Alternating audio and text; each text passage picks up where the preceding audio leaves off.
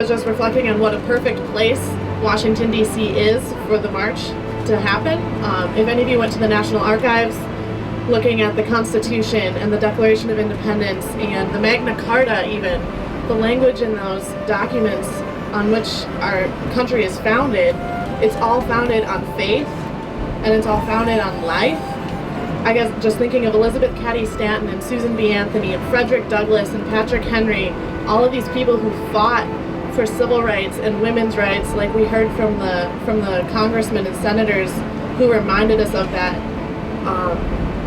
that it's a hard fight and it is awkward and it's you don't feel like you have the courage to stand up for it, and sometimes it is so difficult and you don't feel like there's anybody standing with you. But there at the march you saw thousands and thousands and thousands of people standing for the truth and standing for life, and the fact that we know that and that we can go back to our everyday life, whether it's helping with at Benedictine with meal delivery or visiting the nursing homes, helping out at the Pregnancy Help Center that the Maddens run, joining Uplift, doing those everyday things, and even basic things as respecting one another on campus and everything like that. The fact that you can live that message of life on a day-to-day basis and not just every year on January 22nd is huge in the pro-life movement, that you respect all life and live it with joy and just spread that message. So yeah, that's just what I want to share. Something that I've really learned this year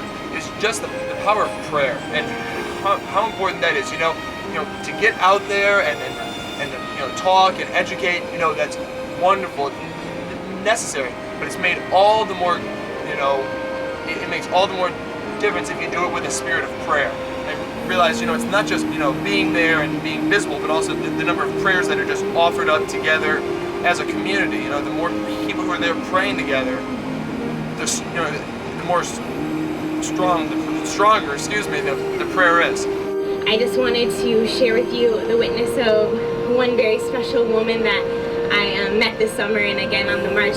Her name was Sister Trinité, and she's just like this little mom that would just like take all these women in and just help them with this sonogram and be like, this is your little baby, like look, and point out like the feet and like the toes and the fingernails and things like that. And as she was going through, she showed me another one, and she would actually name some of them, which I thought was really cute. And she's like, oh, here's another one, but we lost him today. And she just started crying and just gave me a hug, and it was so cute.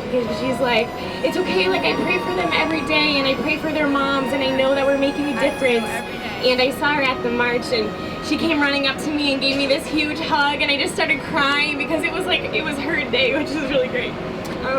Everything she like fought for throughout the whole year, like she got to see all these people come together as one, and like just march with her down the street and help save all these little babies that she saw the little sonograms of. And so she appreciates all of you being there, and she just saw like all of like my school, the people that I call my friends, marching together with all their little red beanies, and she was proud to see you there. She was like proud to know you through me, and she was so honored, and she just loves that all of you witness every single day of your lives, not just on the march, and that you don't just come for fun. You come and you preach babies, you preach like life every day, and she really appreciates that. And she just wanted me to tell you all thank you so much, and that you will be rewarded in heaven. And that it seems like sometimes it's a losing battle because we come back every year and we hear how we're gonna like keep fighting this whole year, keep fighting, we just keep coming back and keep coming back, but that's what God wants. He wants us to be faithful in the small things, and that's with every day, with every second, with every step forward. That's how we stay faithful, and that's how we protect and we like save lives. So thank you all.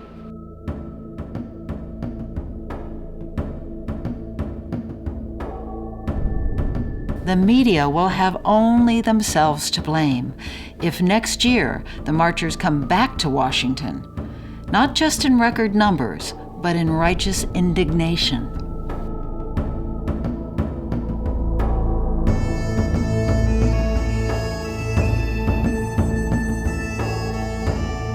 The world will finally see what it looks like.